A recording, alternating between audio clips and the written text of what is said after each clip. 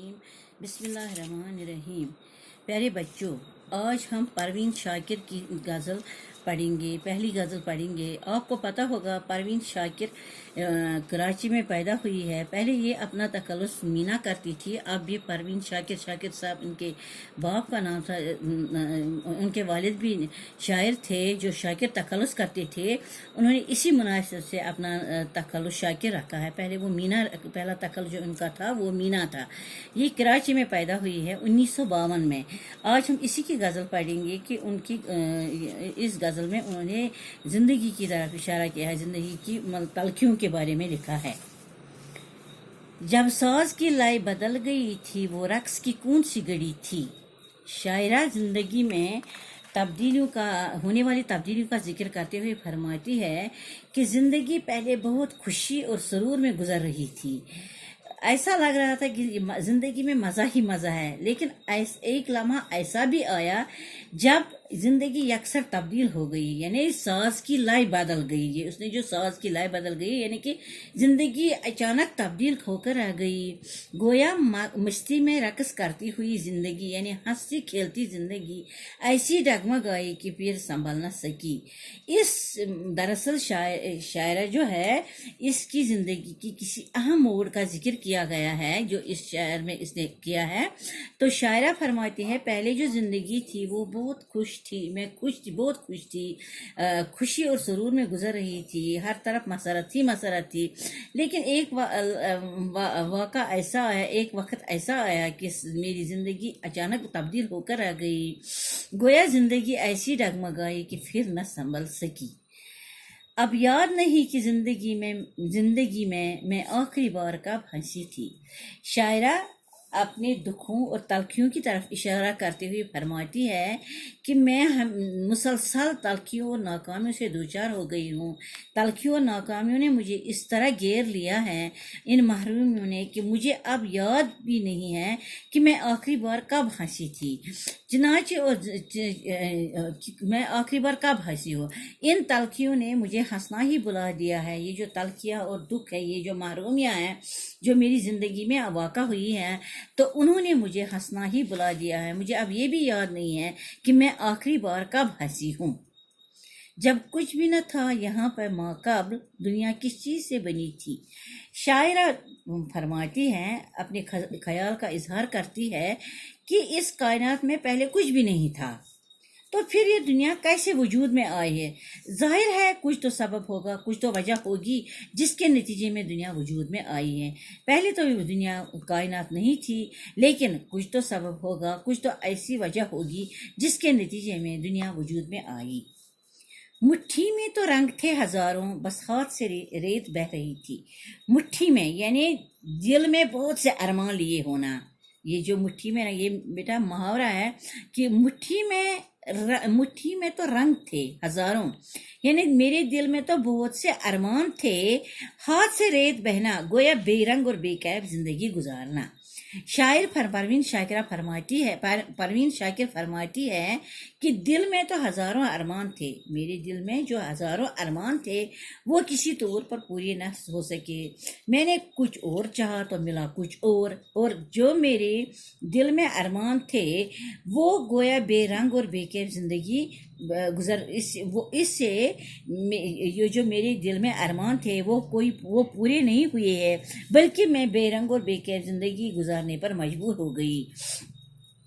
چنانچہ یہاں پر شاعرہ کہتی ہے کہ میری جو اپنی من چاہی زندگی تھی وہ میں نہ گزار سکی، اور جو کچھ چاہتی تھی انہیں اس کے برعکس ملا۔ ہم کس کی زبان بولتے ہیں گر ذہن میں بات دوسری تھی۔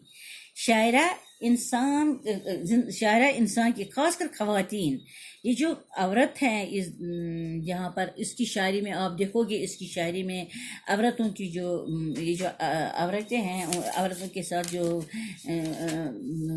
استحصال کیا جاتا ہے، ان سے عورتوں کے حقوق جو طلب کیے،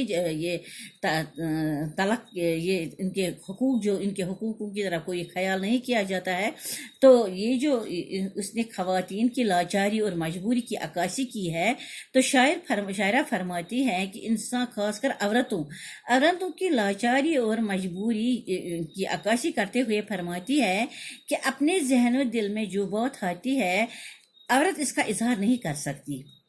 ہمیں اظہار خیال کرنے کی اجازت ہی نہیں ہے. ہم اپنے نظریے اور سوچ کو اپنے منہ سے بیان نہیں کر سکتے. ہماری زبان سے جو کچھ ادا ہوتا ہے وہ بسبب مجبوری دوسروں کا خیال اور سوچ ہوتی ہے. مطلب یہ کہ عورت کو اظہار خیال کرنے اور اظہار خیال کرنے کی اجازت نہیں ہے.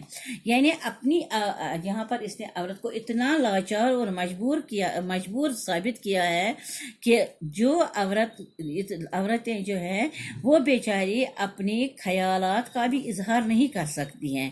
اگر انہوں نے کوئی اظہار خیال کیا ہے تو اس کے لیے وہ مجرم ٹھہرائی جاتی ہے.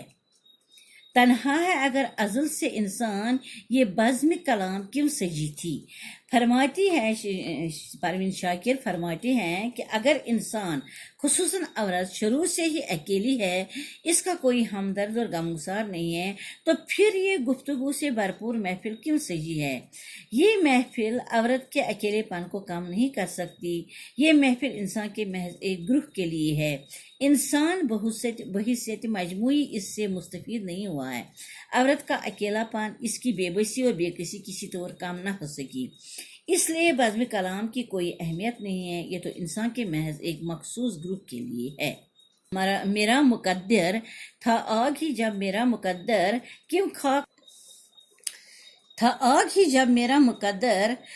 خاک میں پھر شفا رکھی تھی. پر شاعرہ فرماتی ہے کہ اگر میرے مقدر میں جلنا ہی تھا, اگر میری مقدر میں جلنا ہی ہے تو پھر اس مٹی میں شفا کیوں رکھی ہے. اگر مجھے ہر حال میں جلنا ہی ہے تو خاک میں شفا ہونا میرے کس کام کا ہے. یعنی جو ہم بولتے ہیں کہ اس مٹی سے آپ کو شفا ملے گی. بیٹا یہاں پر شفا ہے, شفا مجھ سے غلطی کو میں نے شفا بولا, شفا نہیں, شفا ہوتا ہے. شفا مینز صحتیاب ہونا, تندرست ہونا, اور شفا مینز موت کا گڈھا. یہ شفا اور شفا دو لفظ ہیں, ان کو الگ الگ پڑھا جاتا ہے, اس لیے اس کا خیال رکھنا چاہیے.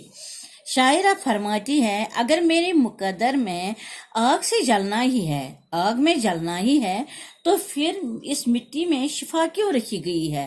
اگر مجھے ہر حال میں جلنا ہی جلنا ہے تو خاک میں شفا ہونا میرے کس کام کا. یعنی یہ شفا جو خاک میں ہے یہ میرے کسی کام کا نہیں ہے, مجھے اس سے کوئی فائدہ نہیں ہو سکتا ہے. کیوں موڑ بدل گئی کہانی پہلے سے اگر لکھی گئی ہوئی تھی. شاعر فرماتی ہے کہ عورت کی کہانی ازل سے ہی اسی طرح لکھی گئی ہے کہ اس کا ہمیشہ استحصال کیا گیا ہے. بیٹا میں نے پہلے ہی بتایا کہ اس نے عورتوں کی لاچاری کا بہت تذکرہ کیا ہے اپنی ان شاعروں میں. تو شاعرہ فرماتی ہیں کہ عورت کی کہانی عورت کو ہمیشہ عورت کے ساتھ ہمیشہ استحصال کیا گیا ہے.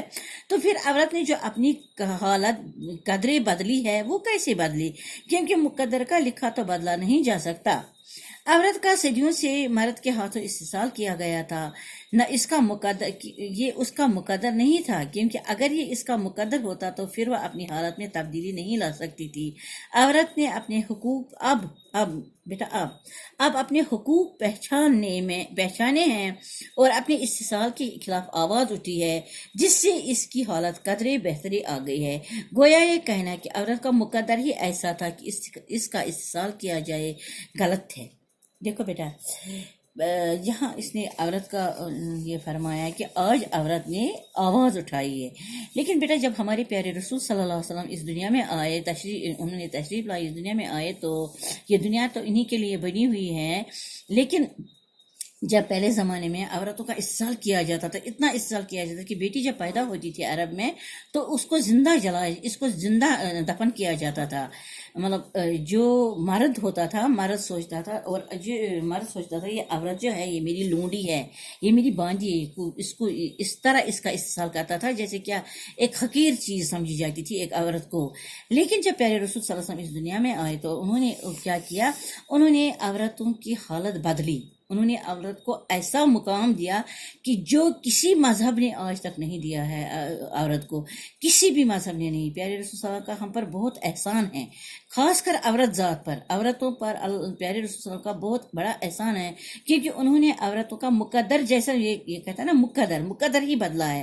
کیونکہ جو عورت پہلے اتنی مطلب حقیر سمجھی جاتی تھی، اس عورت کو اتنا اچھا مقام ملا، اتنا ماں، اس نے لوگوں کو ان کی پہچان کرائی کہ یہ آپ کی ماں بھی ہو سکتی ہے، یہ آپ کی بہن بھی ہے، یہ آپ کی بیٹی بھی ہے۔ بیٹیوں کو کیوں زندہ دفن کرتے ہو؟ یہی بیٹی جو ہے اپنے باپ کو کس طرح پیار کرتی ہے، اپنے بھائی سے اپنے بھائی کے ہر کام کو کس طرح کرتی ہے، تو اپنے بھائی سے کتنا پیار کرتی ہے۔ تو یہ بیٹی جو ہے، تو اس نے یہ سب کچھ سمجھایا، عورت کو اتنا اچھا مقام دیا، اتنا بلند مقام دیا کہ سب حیران رہ گئے۔ آج عورت، یہ ہم آج بولتے ہیں کہ ہم نے آج آواز اٹھائی ہے، نہیں، یہ غلط ہے۔ میں بولتی ہوں کہ یہ غلط، ہمارے پیارے رسول صلی اللہ علیہ وسلم نے اس وقت عورت کی حالت بدلی جب انہوں نے اس دنیا میں تشریف فرما ہوئے ہیں۔ تو اب کا یہ شاعرہ فرماتی ہے کہ اب پھر زوال ہو گیا، یعنی کہ اب اسلام میں ہم نے اپنے اسلام کو پہچانا نہیں، ہم نے اپنے آپ کو پہچانا نہیں، اپنے مذہب کو پہچانا نہیں، تو اپنے مذہب سے ہم غفلت برتتے ہیں۔ تو اس کے نتیجے میں پھر ہم سے استحصال ہو رہا ہے، عورت سے استحصال ہو رہا ہے۔